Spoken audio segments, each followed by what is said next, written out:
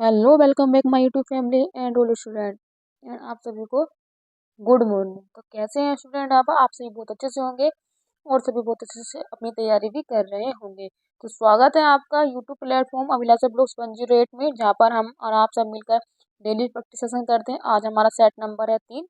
2 set हम कर चुके हैं और हमने शुरू की है अपनी उड़ान सीरीज। इस उड़ान सीरीज में हम top 10 GK GS static PYQ and current affair के क्वेश्चन भी शामिल करते हैं। वैसे तो हम संडे स्पेशल के दिन 20 करंट अफेयर के सप्ताह विश्लेषण भी करते हैं, तो आपको यह भी पता होगा, जिसमें हमारे सवाल होते हैं अति महत्वपूर्ण सवाल। और ये हम श्रृंखला लेके चलने हैं R O UPPCS, APS, CTET, SSCGD, BPO, UP triple SC, लेखपाल एंड वनडे एग्जाम स्पेशल के लिए ये हमारी क्लास है। तो स्टूडेंट, अगर आप चैनल पर नए हैं तो प्लीज चैनल को सब्सक्राइब कर लीजिएगा, बेल आइकन को प्रेस भी कर लीजिएगा और बने रहिएगा चैनल के साथ। ये आपके लिए एग्जाम में बहुत ही हेल्पफुल होगा और आपकी सफलता को और भी आगे तक लेके जाएगा। तो स्टूडेंट, बिल्कुल भी देर न करते हुए सेशन को स्टार्ट करते हैं। देखते हैं हमारी स्क्रीन पर आज का पहला क्वेश्चन क्या है। तो स्टूडेंट, ये क्वेश्चन हमने उठाया है करंट अफेयर से। तो क्वेश्चन है हमारा कि हाल ही में राजस्थान के मुख्यमंत्री कौन बने हैं। तो स्टूडेंट, जैसा कि आपको मालूम होगा कि हमारे 5 राज्यों में चुनाव हुए थे। तो 5 राज्यों में चुनाव हुए थे, तो पांचों के पांचों राज्यों का जो हो गया है वो सीएम के जो नाम थे वो सबके आउट हो गए हैं। तो जैसा कि राजस्थान में कौन मुख्यमंत्री बने हैं, तो भजन लाल शर्मा जी, दिया कुमारी, प्रेमचंद्र बैरवा और रेवंत रेड्डी। तो स्टूडेंट, हमारे क्वेश्चन का राइट आंसर हो जाएगा भजन लाल शर्मा जी राजस्थान के मुख्यमंत्री पद पर बने हैं। स्टूडेंट, यहाँ पर 2 डिप्टी सीएम भी बनाए गए हैं। 2 डिप्टी सीएम भी बने हैं। नंबर 1 बनी है दिया कुमारी और नंबर 2 पे बने हैं प्रेमचंद बैरवा। तो भजन लाल शर्मा जी बने हैं सीएम और दिया कुमारी और प्रेमचंद्र बैरवा बने हैं डिप्टी सीएम। तो स्टूडेंट, ये आप तीनों के तीनों याद करके रखेंगे। और स्टूडेंट, अगर आप देख रहे होंगे रेवंत रेड्डी को बनाया गया है तेलंगाना का सीएम। तो आप यहाँ भी याद रखेंगे। और ये किस से है? ये कांग्रेस से है। तो स्टूडेंट, चारों ऑप्शन आपके सामने क्लियर हो गए होंगे और क्वेश्चन का आंसर भी आपको पता चल गया होगा। चलिए बढ़ते हैं आज के सेकंड क्वेश्चन की तरफ, जो हमारे स्क्रीन पर इस प्रकार है। स्टूडेंट, सेकंड क्वेश्चन में हमने लिया है ये लिया है हमने इकोनॉमिक्स के पर्पज से। और ये क्वेश्चन बहुत ही इंपॉर्टेंट था, तो हमने वहां से उठा लिया है, क्योंकि इकोनॉमिक्स से क्वेश्चन भी हमारे एग्जाम में बनते हैं। क्वेश्चन है हमारा, नारी शक्ति बचत खाता स्कीम किस बैंक के द्वारा लॉन्च हुई है। तो स्टूडेंट, ये जो स्कीम है ये रिसेंटली ही लॉन्च हुई है, तो हमने सोचा कि क्यों ना इसको हम अपने सेट में रख ले। तो इसी वजह से मैंने अपने सेट में रख ली और ये इकोनॉमिक्स के पर्पज से बहुत ही इंपॉर्टेंट है। तो ऑप्शन है state bank of India, bank of India और है bank of India, bank of Baroda और कैनरा बैंक।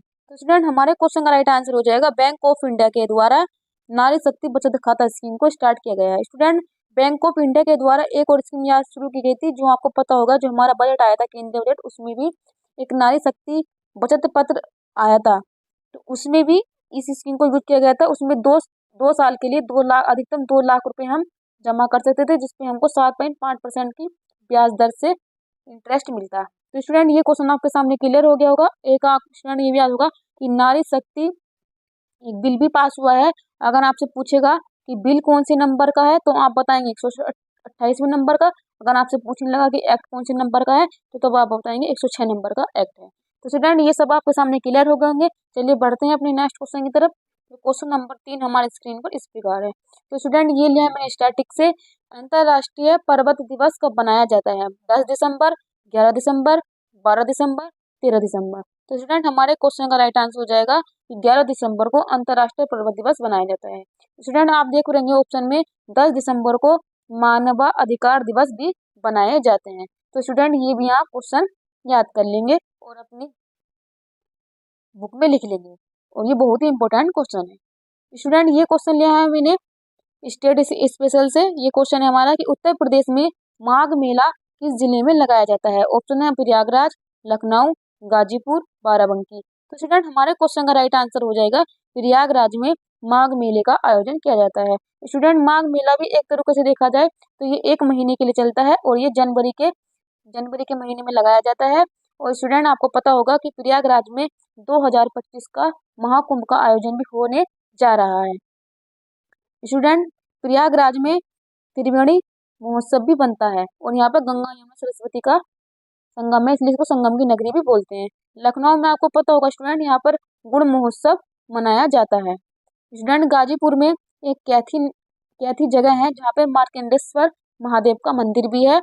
और गाजीपुर में ही गंगा और गोमती नदी का मिलन होता है, और उसी जहाँ मिलन स्थान है कहती पे ही यह मार्कंडेय महादेव का मंदिर है। स्टूडेंट आप देख रहे होंगे बाराबंकी।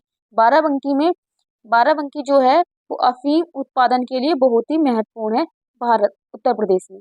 चलिए स्टूडेंट, ये चारों ऑप्शन आपके सामने क्लियर हो होंगे और आपके सामने सारा कॉन्सेप्ट भी क्लियर हो गया। चलिए बढ़ते हैं नेक्स्ट क्वेश्चन की तरफ। ये क्वेश्चन हमने लिया है उत्तर प्रदेश के करंट अफेयर से।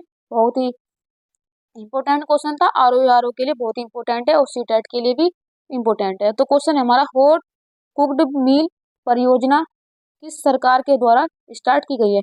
मील का मतलब होता है स्टूडेंट खाना, यानी कि पका पकाया खाना किस सरकार के द्वारा शुरू किया गया है। तो उत्तर प्रदेश सरकार, बिहार सरकार, राजस्थान सरकार, केरला सरकार। तो स्टूडेंट हमारे क्वेश्चन का राइट आंसर हो जाएगा कि उत्तर प्रदेश सरकार के द्वारा 1 से लेकर 6 क्लास तक के बच्चों के लिए हॉट कुक्ड मील परियोजना शुरू की गई है। तो चलिए स्टूडेंट बढ़ते हैं नेक्स्ट क्वेश्चन की तरफ। क्वेश्चन नंबर हमारा 6 हमारी स्क्रीन पर इस प्रकार है कि बंदी बनाए गए व्यक्ति के मौलिक अधिकार की रक्षा किस अनुच्छेद में प्रदत्त है। यानी कि कोई व्यक्ति अगर बंदी बनाया जाता है तो उसके पास मौलिक अधिकार होते हैं, तो उसकी रक्षा किस अनुच्छेद के द्वारा की जाती है। Article 15, article 17, article 21, article 22। तो स्टूडेंट हमारे क्वेश्चन का राइट आंसर हो जाएगा आर्टिकल 22 के द्वारा बंदी बनाए गए व्यक्ति के मौलिक अधिकारों की रक्षा की जाती है। स्टूडेंट आप ऑप्शन में देख पा रहे होंगे आर्टिकल 21। आर्टिकल 21 को बोलते हैं निश्चितता का अधिकार। इसमें राइट टू प्राइवेसी का अधिकार दिया गया है। आप देख रहे होंगे अनुच्छेद 17, अनुच्छेद 17 के अंदर अनटचेबिलिटी का प्रावधान है। इसमें से इसको अगर हिंदी में बोलते हैं, इसको बोलते हैं अस्पृश्यता का अंत। और अनुच्छेद 15 में है कि लिंग, जाति, धर्म, निवास स्थान के नाम पर हम किसी भी व्यक्ति के साथ भेदभाव नहीं कर सकते हैं। तो चारों ऑप्शन आपके सामने क्लियर हो होंगे, आंसर भी आपको पता चल गया होगा। चलिए स्टूडेंट बढ़ते हैं नेक्स्ट क्वेश्चन की तरफ। आज का हमारा सादा क्वेश्चन हमारे स्क्रीन पर इस प्रकार है कि भारत की विधानसभा परिषद का प्रावधान भारतीय संविधान के किस अनुच्छेद में रखा गया है। तो विधान परिषद का प्रावधान किस अनुच्छेद में रखा गया है। स्टूडेंट अगर आपको पता होगा कि किसी राज्य में जो विधानमंडल होता है उसमें विधानसभा, विधान परिषद और राज्यपाल होते हैं। विधान परिषद जिस राज्य में होती है उसमें इसको शामिल कर लेते हैं, जिस राज्य में नहीं होती वहां पर विधानसभा और राज्यपाल ही मिलकर वहां की विधानसभा का गठन होता है। तो चलिए स्टूडेंट, ऑप्शन दे रखा है कि विधानसभा का जो प्रावधान है वो अनुच्छेद किसके अंतर्गत है। तो आर्टिकल 169, आर्टिकल 171, आर्टिकल 170, आर्टिकल 173। तो स्टूडेंट हमारे क्वेश्चन का राइट आंसर हो जाएगा आर्टिकल 171 के अंदर विधानसभा के विधान परिषद के गठन का प्रावधान दिया गया है। स्टूडेंट अगर आप देख रहे होंगे आर्टिकल 79 के अंदर संसद को ये प्रावधान है कि वह किसी भी राज्य के अंदर विधानसभा का गठन भी कर सकती है और विधानसभा को वहां से हटा भी सकती है, लेकिन विधानसभा एक स्थायी सदन है, इसको कभी भी भंग नहीं किया जा सकता है। तो ये किस आर्टिकल के अंतर्गत आती है। तो ये आता है आर्टिकल 169 के अंदर। तो स्टूडेंट दोनों ऑप्शन आपके सामने क्लियर हो गए होंगे। चलिए बढ़ते हैं अपने नेक्स्ट क्वेश्चन की तरफ। नेक्स्ट क्वेश्चन हमारी स्क्रीन पर आ गया है। स्टूडेंट अगर आपको क्लास और कंटेंट अच्छा लग रहा है, एक्सप्लेनेशन पसंद आ रही है, तो प्लीज, और तो आप चैनल पर नए हैं तो चैनल को सब्सक्राइब जरूर कर लीजिएगा, बेल आइकन को प्रेस भी कर लीजिएगा और अपनी तैयारी को मेरे साथ कहिएगा। तो क्वेश्चन है हमारा कि लाठी क्लब की स्थापना किसके द्वारा की गई थी। लाला लाजपत राय, बाल गंगाधर तिलक, भगत सिंह और बारेंद्र घोष। तो स्टूडेंट हमारे क्वेश्चन का राइट आंसर हो जाएगा बाल गंगाधर तिलक के द्वारा लाठी क्लब की स्थापना की गई थी। स्टूडेंट आप कंफ्यूजन हो होंगे कि इसका आंसर लाला लाजपत राय क्यों नहीं है, क्योंकि लाला लाजपत राय की साइमन कमीशन गो बैक के नारे, जब साइमन कमीशन हमारे भारत में आया था 1928 में, और इसके ही विरोध में लाला लाजपत राय को लाठी संघर्ष में इनके सिर पर लाठी लगी थी, जिनके कारण की मृत्यु हो गई थी। तो इसका मतलब ये नहीं है कि लाठी क्लब की स्थापना लाला लाजपत राय ने की थी, जिनको शेरे पंजाब भी कहा जाता है। तो इसका राइट आंसर हो जाएगा बाल गंगाधर तिलक के द्वारा ही लाठी क्लब की स्थापना की गई थी, जिन्होंने महाराष्ट्र में गणेश उत्सव और शिवाजी उत्सव की शुरुआत की थी, और उनके द्वारा ही केसरी और मराठा दो समाचार पत्र भी निकाले गए थे। आपको अगर स्टूडेंट पता होगा, नहीं भी पता है, तो मैंने एक शासन पत्र पत्रिकाएं और उनके संपादक के लिए किया है, तो आप वहां पर जाकर उस सेशन को देख सकते हैं, तो आपकी तैयारी वहां से हो जाएगी। चलिए स्टूडेंट बढ़ते हैं नेक्स्ट क्वेश्चन की तरफ। आज का सेकंड लास्ट क्वेश्चन हमारी स्क्रीन पर इस प्रकार है। क्वेश्चन नंबर है कि गुप्त शासकों ने किस नाम से स्वर्ण मुद्राएं शुरू की थी। क्योंकि आपको पता होगा स्टूडेंट कि गुप्त काल को मुद्राओं की वजह से इसको गुप्त काल का स्वर्ण काल भी कहा जाता है। तो इन्होंने जो स्वर्ण मुद्रा चलाई थी उनको किस नाम से बुलाते थे? रुपयक या रूपक, दिनार, सारूक या आहत? तो स्टूडेंट हमारे क्वेश्चन का राइट आंसर हो जाएगा दिनार। दिनार को यह सोने के सिक्के के रूप में इन्होंने शुरू किया था। स्टूडेंट गुप्त काल में ही चांदी का सिक्का चलाया गया था, उसको बोलते थे रुपयक। फारूक नाम का सिक्का चलाया था बाबर ने। तो स्टूडेंट ये भी आपको याद रखना है। और आहत सिक्के जो चलते थे ये हमारी जो मोहनजोदड़ो वाली सभ्यता है, सिंधु घाटी सभ्यता है, उसमें आहत नाम के सिक्के चलाए जाते थे। तो स्टूडेंट ये क्वेश्चन आपको क्लियर हो गया होगा। चलिए बढ़ते हैं आज के 10th क्वेश्चन की तरफ, जो हमारी स्क्रीन पर इस प्रकार है। स्टूडेंट 10th क्वेश्चन हमारी स्क्रीन पर है कि उल्फा उल्फा एक उग्रवादी संगठन है का संबंध किस राज्य से है? असम, मणिपुर, त्रिपुरा, मिजोरम? तो स्टूडेंट हमारे क्वेश्चन का राइट आंसर हो जाएगा असम। असम से एक संगठन का नाम है, इसका नाम है उल्फा। तो स्टूडेंट कभी कभी किसी संगठन का नाम पूछ देता है। अगर आप ये क्वेश्चन पहली बार पढ़ रहे हैं तो कोई बात नहीं, अब ये क्वेश्चन आपके लिए बहुत पुराना हो गया है। तो अगर पूछेगा कि उल्फा उग्रवादी जो संगठन है उसका संबंध कहाँ से है, तो आप लगा देंगे असम से। असम हमारे पूर्वोत्तर राज्यों का सबसे बड़ा राज्य है और इसकी सीमा प्रत्येक राज्य से लगती है। और स्टूडेंट आप देख रहे होंगे मणिपुर में आपको पता होगा कुकी और मैती जनजातियों के बीच विद्रोह चल रहा है। तो हाल ही में यहाँ का जो संगठन था उसके साथ केंद्र सरकार के द्वारा समन्वय स्थापित हो गया है। और मिजोरम में जो होता है चखाओ